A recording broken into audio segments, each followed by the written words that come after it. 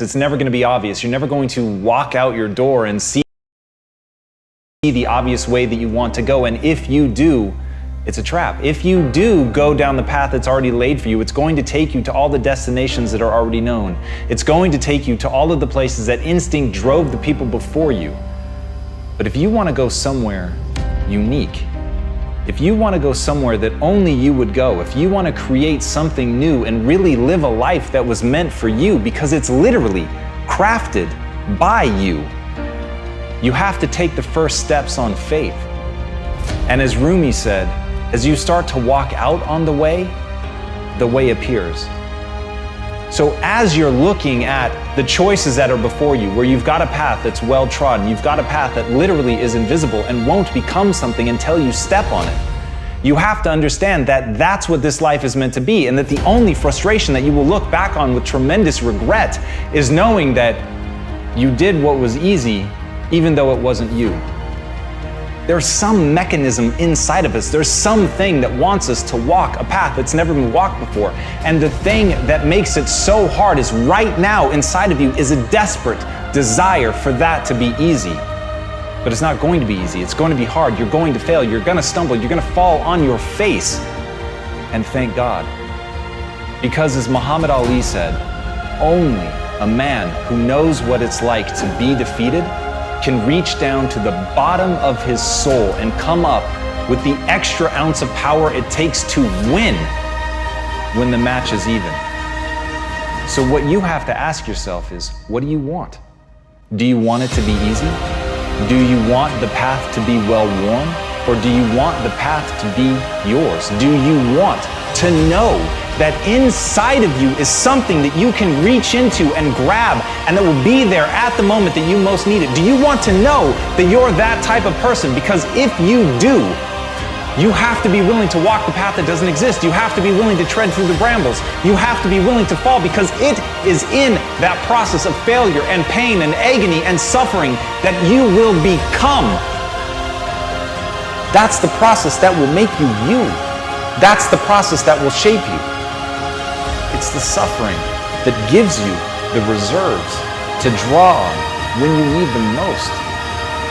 So when you ask for safety, when you ask for ease, know that you're saying a prayer for weakness. And when you take the hard way, know that you're forging yourself. When you make those demands, know that you're building a reserve tank that will be there at the moment when you need it. When you walk the path that only you can walk, know that you're living the life that you were meant to live. And that, my friends, is how you become the you worth becoming.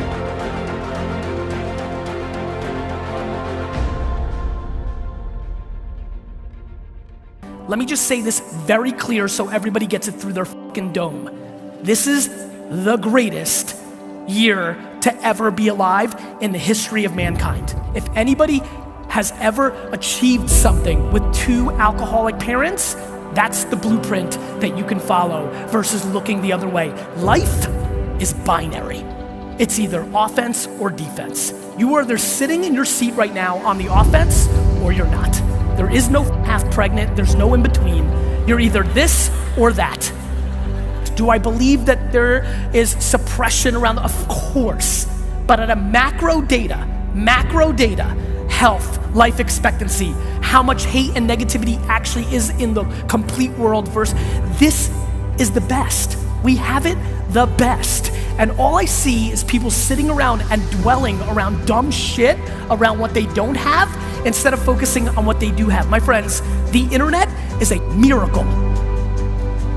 Because where do you think the world's going? I love when, I have 2 young kids now, and I love all these parents like, Gary, you're into this social media stuff. Like, this is terrible, right? I'm like, no, Dick, this is the best. Because I'm like, they're like, but I'm gonna tell my kid to spend less time on technology. I'm like, why? What world do you think your kids are gonna be living in 20 years? 3 keys to a breakthrough. Think of the area you want to have a breakthrough in right now. Your body, your money, your relationships, your career, your business, your joy, your happiness, and let's look at what your choices are. First element, there are 3 S's for a breakthrough. first element most people are looking for is they're looking for the right strategy. But more often you're missing the number 2 thing you need, and that is the right story. Because the story you have about your life, about your business, about the area of your life that's not where you want, the area you're breaking through, your story is what's making you be stuck. What's a story? It's a belief that you tell yourself over and over again, like, I don't know what the salt is, I don't know what the salt is. You tell the story so often you believe it. In fact, write this down. The only thing keeping you from getting what you want, the only thing keeping you from getting what you want is the story you keep telling yourself about why you don't have it. The only thing keeping you from getting what you really want is the story you keep telling yourself about why you don't have it yet. Here's what I say. Divorce your story and marry the truth. I can teach you a million strategies that'll change you overnight. And if I get you to use a strategy and grow your business 30% like that, you are gonna get so excited that your story about your business will change, won't it? You're like, I can rip this open. I'm gonna make this thing 100% more profitable. That's why 80% of those people, I can grow them 30 to 130%. Because once I get them to have momentum, people's story changes. And when their story changes, the third and most important thing changes, their state. You've got to figure out what it is that actually makes you feel alive. And if you understand that the game that you're playing is actually a game of brain chemistry and that nothing else matters, there's no objective truth, there's no one path to glory, there's no one life for you to live. There's only the subjective truth, the thing inside you, that gut instinct, that voice that whispers to you. You've got to learn to trust that. You've got to learn to trust it by building it up. You've got to learn to trust it by taking actions and gut checking yourself and asking, is that me? Is that who I want to be? Or is that somebody else, cultural voice, my parents, my lover, whatever, trying to speak through me? And as Harley Davidson said, when writing the story of your life, don't let anyone else hold the pen. So right now, ask yourself, who's writing your story? Is it you? Are you really listening to the voice in your head? Are you looking at and living by the things that give you the chills? Or are you trying to live a life that somebody else wants for you? And remember, when you think about that question, what William James said, act as if what you do matters, because it does. Even if for nobody else, every step you take, every thought that you allow to permeate your mind, everything that you obsess about, your dreams, the things that you want, the hopes that you spend your time with, they matter to you because they tell you who you are. They tell you who you're trying to become. And ultimately, those things that you let monopolize your mind will become you. So if somebody else is holding the pen, if somebody else is forcing you to write something that doesn't make you feel alive, that is a life lost. And that is how you die, my friends, before you ever had a chance to live.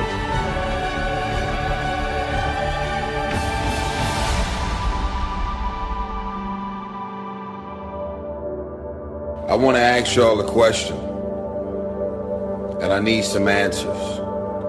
Most of us, most of you that's looking at this video don't even know it. You're not even conscious of it, but you're living your life. Every single day you are living your life as a reaction, a living, breathing, walking, moving reaction to other people's actions.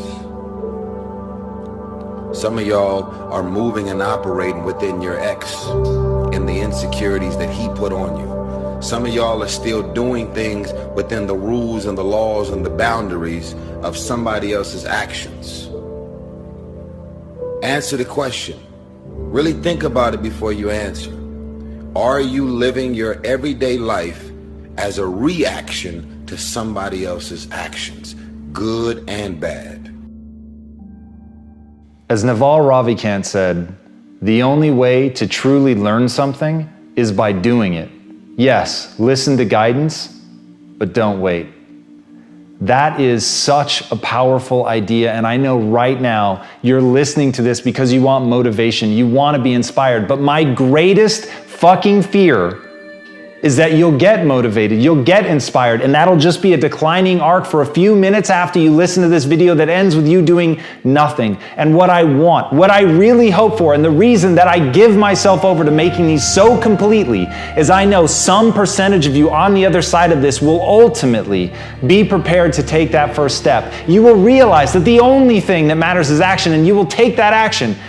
And it's in that action that your potential greatness waits. And as Martin Luther King said, take the first step in faith. You don't have to see the whole staircase. Just take the first step. You've just got to believe that you can learn. You don't have to believe that you're already capable of doing what you want. You don't have to believe that you can already build that thing that you dream. You don't have to believe that you already are extraordinary. You simply have to believe that if you take that first step, you put yourself on a journey not of execution, you put yourself on a journey of learning so that you can execute. And that, when you understand that difference, that's when you really will be on that path to greatness. And that is the thing that I want for everybody listening to this. Please understand, the only thing you need to know is that you have to take the first step. Whatever the vision is that you have for your life, you absolutely can make it come true. And the process is very simple. The process is about learning. The process is about growing and getting better. It's about recognizing what you're not good at. It's about recognizing what you have to learn. It's about taking that first step on faith. On faith that you can get better. Not on faith that you're great. On faith that you can become the greatest of all time. And once you have that faith, once you know that simply being a human being puts you in this rare category of creature that can get better through pressure, through pain, through difficulty, through failure, those are the things that are going to be the building blocks of your success. But in order to begin on that road, in order to have your first glorious failure, you must first take that first step. So please, don't waste your time being motivated or inspired. Spend every second of your time moving forward. That's how you're going to get where you want to go.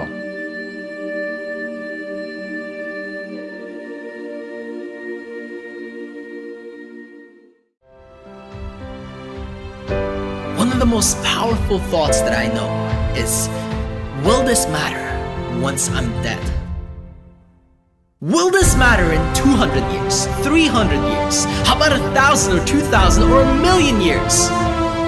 See, you have an opportunity today to step into your greatness, to live the way that you want to live. But we would rather project bullshit worries and concerns into our next day, ruining our potential, ruining our opportunity to make a difference. Quit bringing depression into your own life. What is your vision? Greatness is the most demanding mistress you're ever going to encounter. And I understand the advice that I'm about to give you is not for everyone. Most people should turn this off. But if you're going to stick with me, if you're going to listen to what I have to say, it's because you want something tremendous in your life. You want to stand out from everyone else. You want to do something more than other people think is possible. You literally want to stand outside the norm. And if that's the case for you, then understand that, as Albert Einstein said, only one who devotes himself to a cause with his whole strength and soul can be a true master. For this reason, mastery demands all of a person. If you want to get great, if you really want to make a skill set your own, if you want to be able to do something, and at the end of the day, if you want to transform the world, if you want to make grand changes, if you want to do all of that shit, all the empty words that people spout all the time, let me tell you, the only thing that's going to separate you from all the other blowhards who are just talking words and will never do anything is to give yourself over completely, to let that obsession, let that thing that you love completely consume you. And in that, your only chance to really become great lies. As Franz Kafka said, don't bend, don't water down, don't try to make it logical. Rather, follow your most intense obsessions mercilessly. Can you do that? Can you become mercilessly obsessed? Can you let something occupy you to where all logic and reason is gone out the window and the only thing that matters is whether or not you accomplish? Will you hold yourself accountable to metrics? Will you look at the world and see, am I actually making change? Are you prepared to hold yourself to that standard? Because if you are, there is nothing you can't fucking do. If you're willing to take that responsibility on to transform yourself as a human being, if you give yourself over to getting great, if you give yourself over to that obsession, if you feed it like you would feed a beast, if you feed it like you would feed a fire that can wipe out an entire mountainside, then you've got a chance. But it's got to burn within you like that. You've got to feed it like that. You've got to feed it skills. You've got to get better every day. You've got to constantly wake up and understand exactly what it is that you're building towards that, and build towards it with a relentlessness that other people think is mania, that other people can see only madness in what you do. And if you can push yourself to that level, then the world will bend to your will. What I'd like for you to do right now, I want you to think about your dream. Think about your dream right now and envision it. I don't know what that dream is that you have. I don't care how far-fetched it might appear to be. I don't care how disappointing it might have been as you've been working toward that dream. But here's what I know, that dream that you're holding in your mind, that it's possible. See, sometimes we can't say, I can do that. But what we can say, that it's possible that I can have my dream as we run toward it, as we work on it day in and day out. And most people don't work on their dreams. Why? They stop growing, they stop working on themselves, they stop stretching, they stop pushing themselves. These are not risk takers. Most people have done all that they're ever going to do. They raise a family, they earn a living, and then they die. But people who are running toward their dreams, life has a special kind of meaning. That in the process of working on your dreams, you are going to incur a lot of disappointment, a lot of failure, a lot of pain, a lot of setbacks, a lot of defeats. But in the process of doing that, you will discover some things about yourself that you don't know right now. What you'll realize is that you're more powerful than you could ever begin to imagine. Align yourself with people that can encourage you, people that can empower you, people that you can learn from, people that you can grow from. Look at your life, look at where you want to go. Don't worry about your circumstances. Don't worry about your age. See, it's time now. If you want to make this your decade, you've got to start saying yes to your life. You've got to start saying yes to your dreams, yes to your unfolding future, yes to your potential. Why not? The future is unfolding for you right now. The future is unlimited for you right now. No one knows where you can go. No one knows what you're capable of or what's possible for you. We have the power to change our personal history, changing the direction of our lives, changing our thoughts, changing where we want to go, exploring new horizons. So as you begin to look at this decade and affirming that this is your decade, as you set goals that will make you stretch, that will bring out the best in you, as you begin to remove the negative, toxic people from your life, as you decide to take some chances in life. And that's one of the things that's very important. Viscott said, if you're not willing to risk, you cannot grow. And if you cannot grow, you cannot become your best. And if you cannot become your best, you cannot be happy. And if you can't be happy, then what else is there? People should make New Year's resolutions if they're actually watching this video on January 1st. If they're watching it on December 23rd, they should make December 23rd resolutions. Waiting miraculously to when the calendar flips to start making your life better is silly at best and pisses me off at worst. And so whenever you're watching this, because it lives on the internet, and thus that means you could watch this on June 17th, 2017, make a resolution every day of your life because you only get one at bat.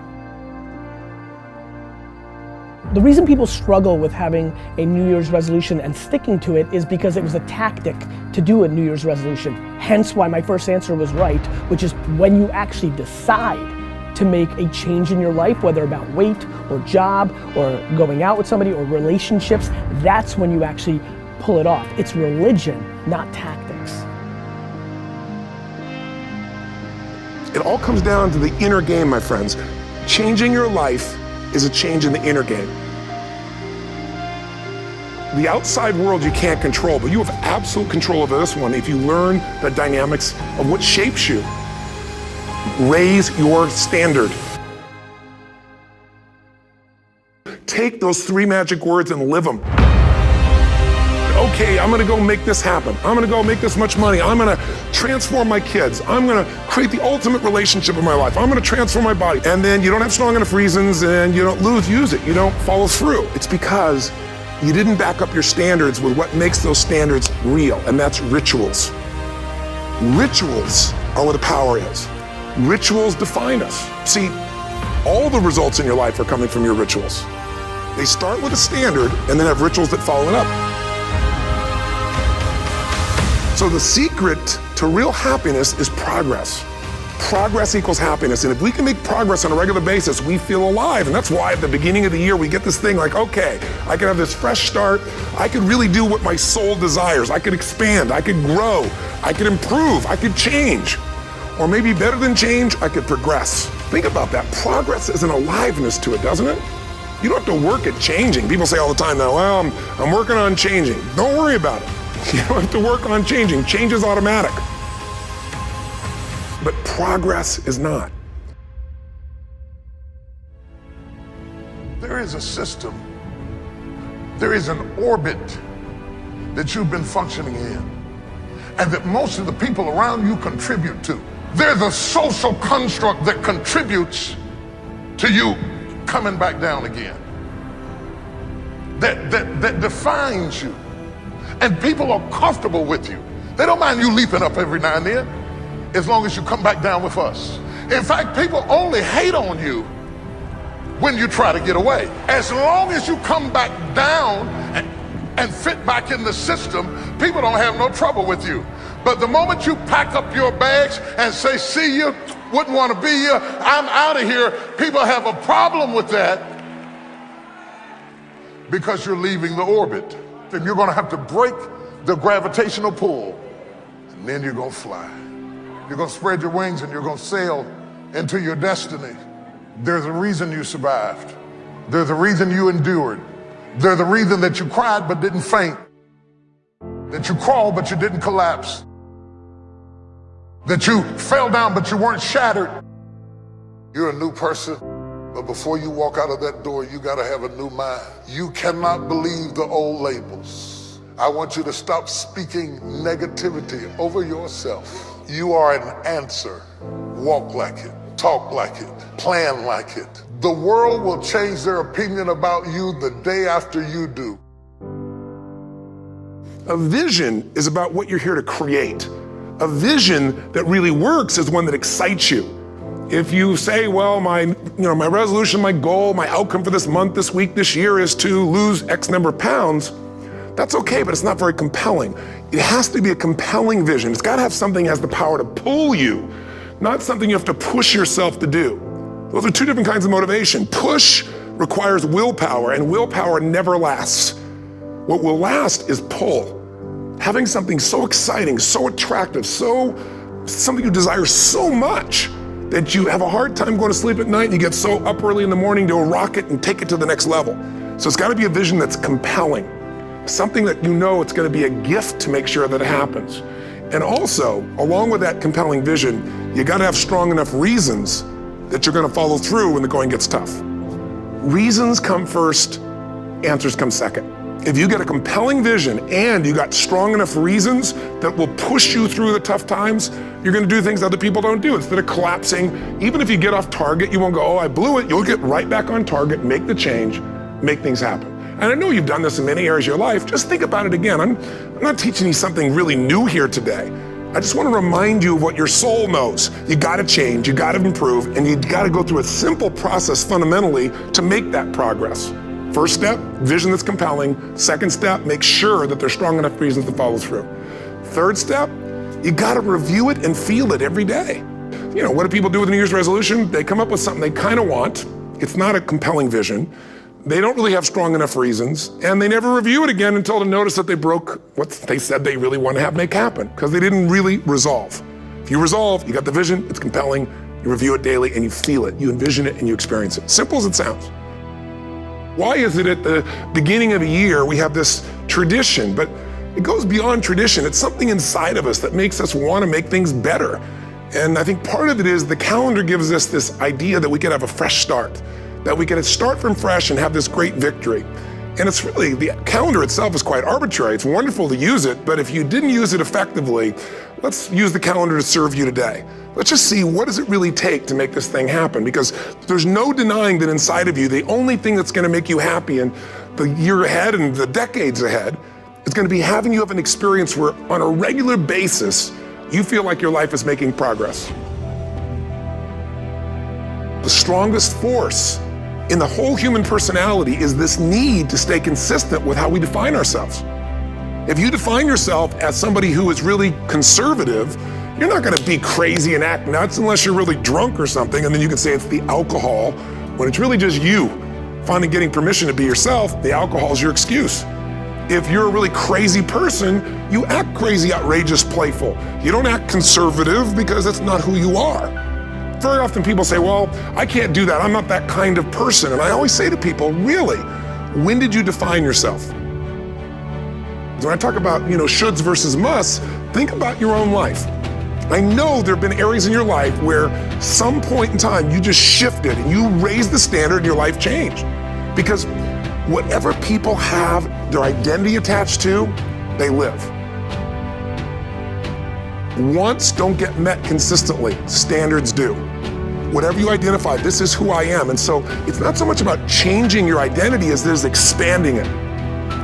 Deciding that, instead of your goals to lose 10 pounds, which is not compelling, what if your vision was to get back to my fighting weight? This year, this month, this next 90 days, I'm gonna transform my body. I'm gonna take on a new challenge. I'm gonna find some technique or strategy, there's a million of them, that can reframe myself where I want to feel younger, stronger, more vibrant than ever before. Here's my reasons, because I want the energy to really make my life work, because it's tough out there and I want to be stronger than I've ever been before. If you are where you want to be physically, you have very different rituals than if you're not where you want to be physically. If you're overweight, you and I both know you got a different ritual than if you're physically fit. The only thing that's going to make you happy, my friend, in this year or any other, is to step up. It's to raise the standard, it's to discover what you're capable of and feel that incredible power of pushing through whatever's holding you back and get to the other side of more of your true self. That's what this game's all about. Don't let this year be like last. And if last year was great, still don't let it be that way. Raise the standard. If your life is perfect and extraordinary, you darn well know you're not gonna be happy unless you keep making it better. That's what makes us feel alive. It's not what we get that makes us happy, it's who we become and what we're able to give because we become more. Once you discipline yourself in one area of your life, you feel yourself doing it in other areas as well. I always say something that my original teacher taught me. I always remind people, there's always two pains in life. There's the pain of discipline, or there's the pain of regret. And discipline weighs ounces, as my friend Jim Rohn taught me. Regret weighs tons. You don't have regret. If you make the changes in yourself, you're gonna be proud this year, and no amount of money or accolades from other people can mirror the feeling of being proud of knowing you've taken back control of your life, or you've taken a great life to another level. Because once you do that, you have something you can give other people, whether it be your kids or your friends or your family, and ultimately that's what life's about.